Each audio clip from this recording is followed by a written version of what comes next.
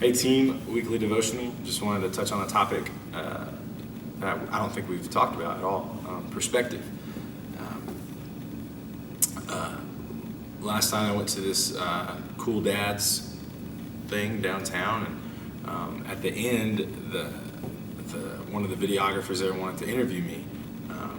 True story, he said I looked the most fatherly because of my sweater, which was actually this sweater. That's why he wanted to interview me, because I looked most like a dad, I guess. I looked most like Mr. Rogers. That's my superlative. So yeah, I said sure, let's do it. And he asked me a bunch of questions. He asked me what my name was, knew that one. Asked me how many kids I had, easy, knew that one.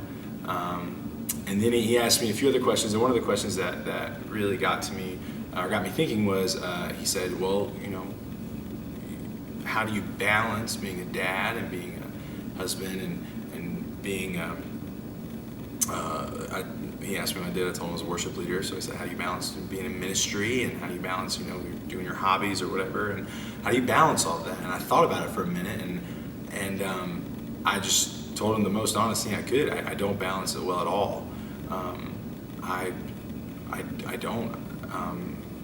And he was kind of like surprised that I said that. And he's like, well, would you elaborate? And I said, yeah, well, I don't think that I'm a good dad and a good husband and a good worship leader and a good, hobbyist. I don't really have many hobbies. I said, I don't really think I do all those things well together. However, in everything that I do, I try to seek first the kingdom. My whole day, the very first thing I do in the morning is I wake up, kiss my wife on the cheek, and I'll go for a run, and I'll listen to my podcast, and I'll just immerse myself in the gospel, because I want to have an accurate perspective that running will be the least stressful thing that hits me all day. Life is going to be much more difficult than trying to make your 3-mile mark or whatever mark I have for that day. But through that, the guy said, well, are you worried that you're a bad dad? And I said, no, I don't worry that I'm going to fail, because I know I'm going to fail. I'm going to fail my daughter, I'm going to fail my wife, I'm going to fail my church, I'm going to fail all these different things. But Jesus won't fail my daughter. God won't fail my wife. God will not fail my church. He will not fail our ministry. And that's the perspective that I need to be, you can use the word successful if you want.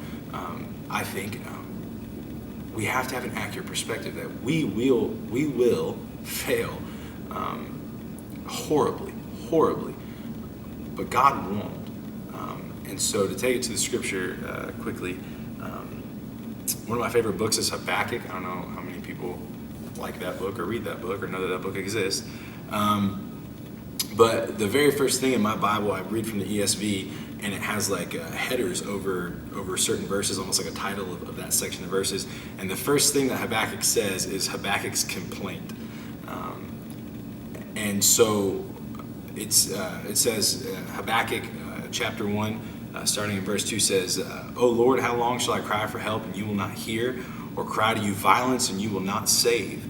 Why do you make me see iniquity, and why do you idly look at wrong? Destruction and violence are before me, strife and contention arise. So the law is paralyzed, and justice never goes forth. For the wicked surround the righteous, so justice goes forth perverted.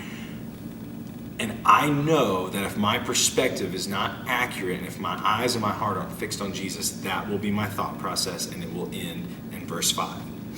That'll be it. And I know that my thought will not be that Jesus will sustain, but that I won't sustain. And that not that God is faithful, but that I'm not faithful. And the focus is pointed back on me. And I can't handle that. I can't balance that.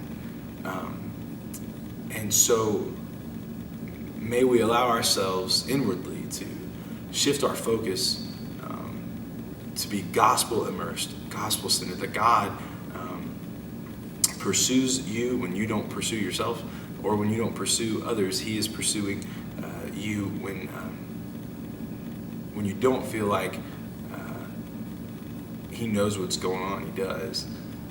When you don't feel like he hears your hurts, or that he hears your prayer request, or when you feel like the law is paralyzed and justice is not prevailing. I know that's a big thing in our country right now, that justice is perverted.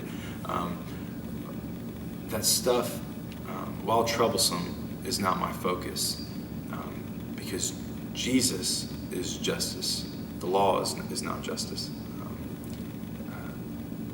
May our perspectives be fixed on the one who will not fail, who loves when we didn't know what love was. So we'll see you later this week.